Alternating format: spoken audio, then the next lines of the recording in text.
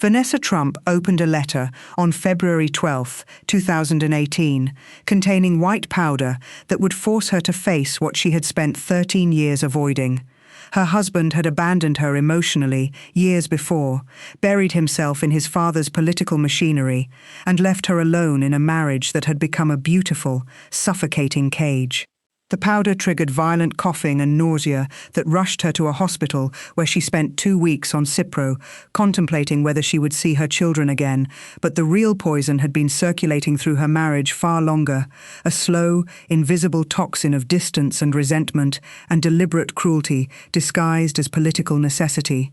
1 month after opening that envelope, she filed for divorce, and the meteorological record from that exact period reveals something haunting. As the warmest February in New York City history gave way to March, her climate changed forever. February 2018 shattered every historical temperature record in New York City, with mean conditions reaching 42 degrees Fahrenheit, staggeringly 6.7 degrees above the long-term seasonal norm that meteorologists documented in official National Weather Service archives from that catastrophic month. The persistent jet stream ridge that drove this anomaly had been funneling warm southern air northward continuously, creating conditions so unseasonable that the city experienced record-breaking heat on February 21st, when Central Park registered 76 degrees Fahrenheit, obliterating the previous record by more than a full degree and triggering a pattern of atmospheric deception where residents emerged into streets without heavy coats, almost persuaded that winter had broken entirely. Yet this same month contained 17 days of measurable precipitation, creating a paradoxical landscape where warmth and moisture existed simultaneously, where clear mornings could yield to sudden downpours by afternoon, where the atmosphere itself seemed unstable and contradictory in ways that meteorological instruments could measure with perfect precision. At 405 East 54th Street, in Manhattan's Sutton Place neighborhood, on the morning of February 12th, the temperature climbed into the mid-40s Fahrenheit as Vanessa Trump stood in her mother's apartment, completely unaware that opening the envelope addressed to her husband would crystallize everything she had been denying about her marriage for years. The white powder spilled onto her skin at 10:03 a.m., according to the 911 emergency dispatch records, and her body registered immediate distress. Involuntary coughing erupted from her lungs, nausea rose in her throat, her hands instinctively moved to her face as the unknown substance made contact with her respiratory passages and mucous membranes. She called 911 with the clarity of someone who understood, viscerally and without delay, that something catastrophic had entered her body through the postal system, that the protected sphere of her existence had been penetrated by forces she could not control or anticipate or prevent through any measure of wealth or security infrastructure or careful management of her public image and private boundaries. The FTINI arrived within minutes, their hazmat protocols treating her as a potential casualty of chemical or biological weapons attack, decontaminating her body and the apartment surfaces with the procedural precision that New York City's emergency response infrastructure maintains for exactly these scenarios. Moving her toward New York Presbyterian Weill Cornell Medical Center in an ambulance, while her mind raced through the calculation of whether this moment represented the end of her ability to mother her 5 children. Preliminary laboratory testing would eventually confirm that the substance was cornstarch, chosen deliberately for its ability to terrorize without causing actual physical harm. Yet this knowledge provided minimal psychological relief to a woman already trapped in the machinery of fear. Already contemplating the horrifying possibility that she would never see her children again, already experiencing the shattering realization that every protective measure she had relied upon, wealth, family name, private security, exclusive Manhattan addresses, had proven completely inadequate against genuine threat. The meteorological records from February 12th through February 28th document 5.83 inches of rainfall falling across Manhattan during this period, 2.74 inches above historical average for the month, creating conditions of constant atmospheric moisture and volatility that characterized her entire hospitalization and the 2-week Cipro regimen that followed. the antibiotic, coursing through her system as a precautionary measure against bacterial infection, while her mind processed what had happened to her body and what it meant about the world she inhabited and what it revealed about her marriage. Her husband, Donald Trump Jr., was not present during those 2 weeks. He remained in New York managing the family business, engaging with his father's political machinery, maintaining the professional distance that had become habitual in their partnership, appearing in photographs and social media posts that documented a life continuing as though his wife had not just been hospitalized for exposure to a threatening substance, as though the shock and terror of that moment had not shattered the illusion of protection that their marriage was supposed to provide. This absence during her hospitalization was not a failure of his part. It was a continuation of a pattern that had been developing for years, a systematic emotional withdrawal that she had rationalized and accommodated and normalized, framing it as political necessity, as the inevitable cost of being married to a man whose family prominence demanded constant vigilance and strategic positioning and a willingness to subordinate personal relationships to larger political ambitions. I'm looking at the meteorological data and the hospitalization records side by side. And what strikes me most brutally is this fact. On February 12, 2018, while Vanessa Trump was in a hospital bed contemplating whether she would see her children alive again, Donald Trump Jr. was managing business as usual. The Weather Service recorded exactly 0.68 inches of precipitation that day, mild temperatures, nothing remarkable.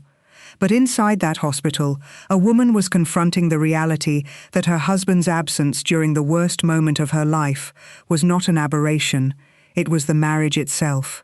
She had been married to someone who had chosen political positioning over emotional presence for so many years that she didn't even register his absence as cruelty. That's what broke me, realizing that the real poison wasn't the cornstarch. It was 13 years of systematically being deprioritized.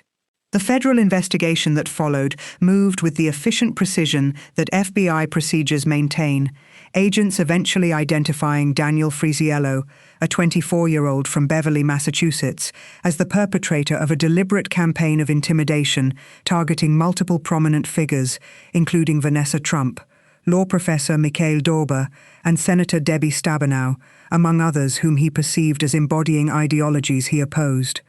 Investigators traced Frisiello through his analysis of a glitter bomb letter sent to Stanford University, matching the distinctive font of his threatening messages to those of the white powder envelopes, federal authorities documenting the methodical precision of his planning and the deliberate selection of cornstarch as his weapon of choice, a calculated decision that ensured maximum psychological terror with minimum actual physical danger.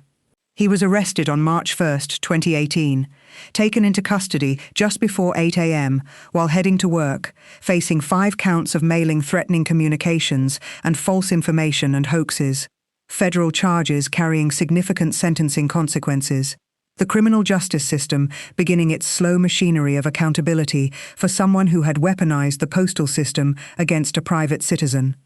But by the time Frisiello was in federal custody, by the time the investigation had confirmed his identity and the substance's inert composition, something far more consequential and irreversible had already fractured within Vanessa Trump's marriage, something that no arrest or prosecution or explanation could possibly repair or restore. The meteorological anomaly of February resolved into March, with the jet stream ridge finally breaking down into more variable atmospheric patterns, barometric pressure beginning to normalize, the relentless pattern of warm southern air pushing northward finally giving way to more typical spring volatility and unpredictability as the calendar transitioned through the month. Yet the interior climate of Vanessa Trump's marriage moved in the opposite direction entirely during these same weeks, moving not toward stability or recovery, but toward complete and irreversible dissolution.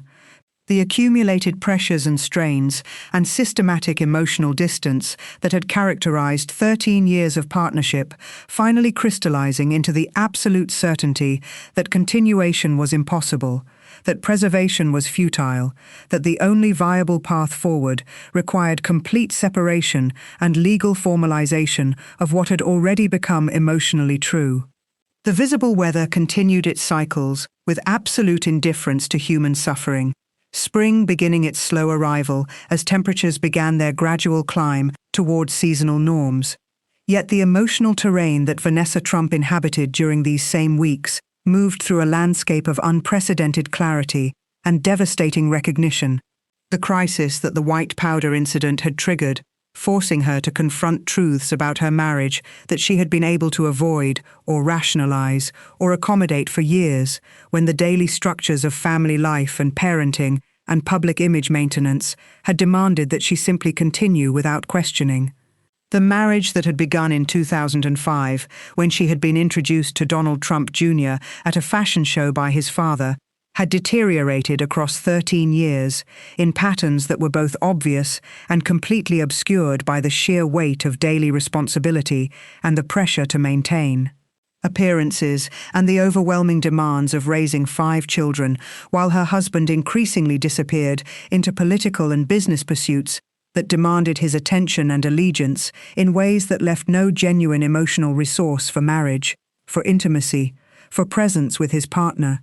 Sources close to the family, according to contemporaneous reporting from 2018, when the strain became public, described a marriage that had been steadily suffocating under multiple pressures. The 2016 presidential campaign and its aftermath had engulfed the entire Trump family in political warfare and constant media scrutiny. The FBI's investigation into potential Russian interference in the election had created legal jeopardy and uncertainty that consumed Donald Trump Jr.'s psychological and emotional bandwidth for years. The escalating security measures required after his father's election had completely eliminated any semblance of privacy or normalcy in their daily existence. And the constant positioning and strategic navigation required to maintain family stability amid unprecedented public controversy had transformed their marriage into a performance designed to project image and stability rather than into a genuine partnership built on trust and presence and emotional reciprocity. Vanessa Trump had felt suffocated by these conditions. According to family sources quoted in news reporting, the woman who had deliberately cultivated privacy and anonymity throughout her early years of marriage, suddenly finding herself unable to move through the world without security details and constant documentation and public awareness of her existence and her family's movements and her children's daily lives. She had wanted safety for her children, wanted to shield them from the worst dimensions of their grandfather's political prominence and the associated threats and controversies and constant attacks. But the very security infrastructure designed to protect them had instead created an impossible environment where genuine privacy no longer existed, where spontaneity had been eliminated, where her role had shifted from partner and lover and companion to her husband into logistical manager of a complex family security operation that required constant vigilance and strategic planning and emotional suppression. The February 12th incident did not create these conditions. It simply illuminated them with absolute clarity, forcing her to recognize that the protective structures she had been depending on, her husband's presence, his emotional support, his willingness to prioritize family over political positioning, were fundamentally absent, had been absent for years, and were never going to materialize, no matter how long she waited, or how much she accommodated, or how skillfully she managed the practical dimensions of their life together. I keep reading her statement from October 2018, where she said, "Every time I open the mail, I feel the same fear in my heart as I did that day." And I'm realizing that this sentence contains the entire history of her marriage in miniature. She's describing a woman who learned, through trauma, to distrust the ordinary mechanisms of her life, to feel perpetual vulnerability in moments that should have been routine and safe. But that's exactly what her marriage had been teaching her for 13 years, that safety was an illusion, that moments of intimacy could be interrupted by distant preoccupation with politics, that her emotional needs ranked far below strategic family positioning, that she could give everything and still be fundamentally alone. The white powder incident didn't introduce fear into her marriage, it just made visible the fear that had been there all along. On March 15, 2018, exactly 31 days after opening the envelope containing white powder, Vanessa Trump filed for divorce from Donald Trump Jr. in New York State Supreme Court in Manhattan, seeking an uncontested proceeding that would allow for the relatively expeditious legal dissolution of a partnership that had produced 5 children but had failed to produce the genuine emotional connection and mutual presence that she had needed from her husband for years,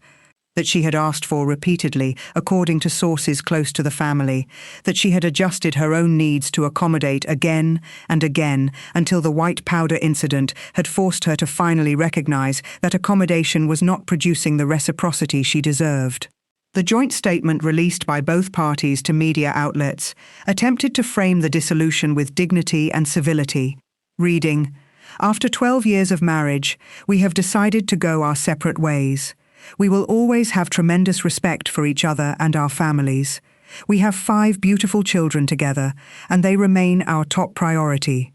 We ask for your privacy during this time." The language was carefully calibrated to preserve public image and to suggest rational mutual agreement, yet it concealed the actual contours of what had occurred, that a woman had been forced by trauma to finally acknowledge what she had been denying for years, that her marriage had become fundamentally unsustainable, that continuing to inhabit this partnership would require her to continue suppressing her legitimate needs for presence and emotional reciprocity and genuine partnership, that the only path forward required her to legally formalize what had already become emotionally true.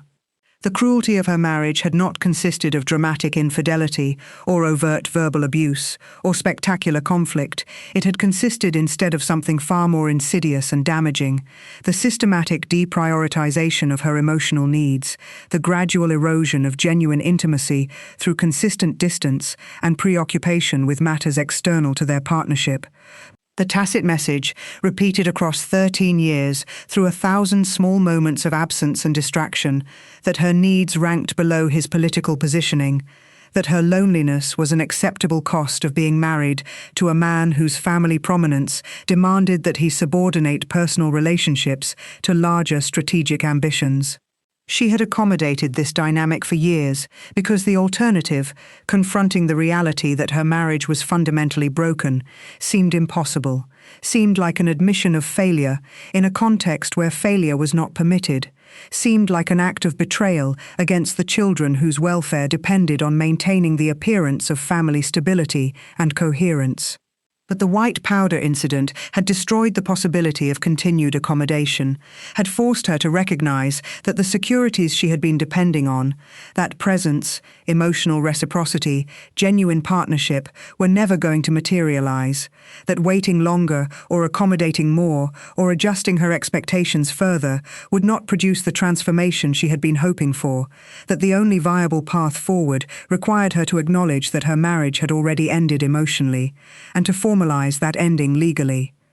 The meteorological records from March 2018 document that the atmospheric volatility characteristic of early spring gradually gave way to more stable conditions. As the month progressed, temperatures began their consistent climb towards seasonal norms, the precipitation patterns stabilized, and the natural world moved through its ordinary cycles of warming and growth and renewal, without regard for or awareness of the human transformations occurring simultaneously.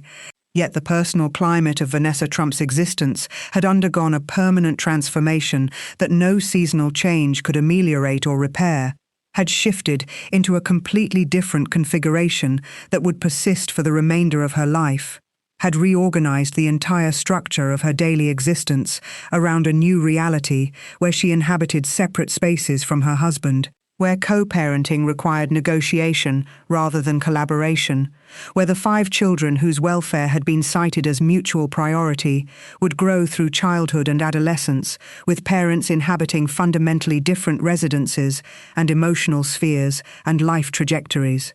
The march of time that followed the divorce filing moved through a landscape of legal procedures and practical arrangements and gradual psychological adaptation as she navigated the dissolution of a 13-year marriage, processing the trauma of the white powder incident simultaneously with the grief of recognizing that her marriage had been broken long before that moment, that the partner she had expected would support her through crisis had instead remained absent and preoccupied, that the partnership she had invested 13 years in building had ultimately failed to provide the genuine emotional reciprocity that any human being deserves from their intimate partnership. In October 2018, 8 months after filing for divorce, Vanessa Trump broke her silence about the white powder incident in a statement provided to Axios, recounting her experience with the clarity of someone who had processed trauma and moved through multiple stages of psychological reconstruction, articulating a narrative that had been unavailable to public understanding in the immediate aftermath of events. "I was rushed to the hospital, evaluated and put on Cipro for the longest 2 weeks of my life. And while they worked to identify whether the white powder was deadly, I spent the entire time thinking about the horrifying possibility that I would never see my 5 beautiful children again. It was a cowardly act against a mother, and even today, every time I open the mail, I feel the same fear in my heart as I did that day." The phrase she selected, "It was a cowardly act against a mother," revealed something essential about how she had reconstructed the incident in her understanding, how she had moved away from identifying herself as the wife of a prominent political figure or as a member of the Trump family, and toward identifying herself as a woman fundamentally responsible for the welfare and protection of 5 vulnerable human beings. Someone whose fear in that moment had been not fear for herself, but the primal maternal terror of permanent separation from the people she loved most and was most responsible for protecting. But the statement contained another revelation buried within its surface: the acknowledgement that 8 months after the incident, months after filing for divorce, months after the legal processes of separation had begun, she was still experiencing genuine fear every time she opened the mail, was still being triggered by ordinary acts that should have been routine and safe, was still being forced to confront the fragility and vulnerability that the white powder incident had revealed. This was the real and lasting consequence of the incident, not the temporary physical exposure to an inert substance, but the permanent damage to her sense of safety and security, the persistent knowledge that ordinary mechanisms of her life could become vehicles for terror, that no amount of wealth or privilege or security infrastructure could protect her absolutely against the determined cruelty of others. Yet this damage was compounded by another, deeper recognition that had emerged during the 2 weeks of her hospitalization, that the person who was supposed to provide her with emotional protection and support had not been present during the worst moment of her recent life, had instead remained focused on business as usual, had demonstrated through his absence that her emotional welfare ranked far below the strategic positioning that his political and business life required, that 13 years of marriage had not created the reciprocal commitment and presence that genuine partnership demands. The meteorological record from February and March 2018 holds no knowledge of these human transformations, contains no data points that capture the dissolution of a marriage or the trauma of a woman contemplating her own mortality, or the cruelty of systematic emotional deprioritization that had characterized 13 years of intimate partnership. The Weather Service recorded only temperature and precipitation and barometric pressure, the impersonal data of atmospheric physics that operated with absolute indifference to whether human hearts were breaking or being rebuilt or learning to function independently from the structures they had depended upon for more than a decade. Yet standing here in 2026, reviewing the official records of Vanessa Trump's hospitalization, followed exactly 1 month later by her divorce filing, I am struck by the simultaneity of these events, by the way in which a single moment of external violence had catalyzed the recognition and formalization of an internal dissolution that had been occurring gradually across years, by the brutal honesty of the historical record in documenting both dates with equal precision and emotional neutrality. I want to invite you to witness Vanessa Trump's experience not as scandal or spectacle, but as a real human story of how vulnerability persists despite accumulated wealth and protective infrastructure, how a single moment can crystallize what we have been denying for years, how the cruelty of systematic emotional absence can do far more damage than any violent act, how women often must experience trauma in order to finally prioritize their own welfare and recognize that they deserve partnerships built on genuine reciprocity and presence and mutual care. If you have experienced the specific cruelty of emotional deprioritization, of being systematically made to feel that your needs ranked below someone else's ambitions or commitments or strategic positioning, if you have learned through your own trauma to recognize patterns you had been normalizing, if you have had to rebuild your life after recognizing that a partnership was fundamentally broken, I invite you to share that experience in the comments section below, to build collective memory and recognition of how women survive the specific cruelties of intimate relationships that operate through distance and absence rather than through overt violence, to connect with others who understand that safety is fragile and that sometimes we must lose everything before we recognize what was never sustainable to begin with.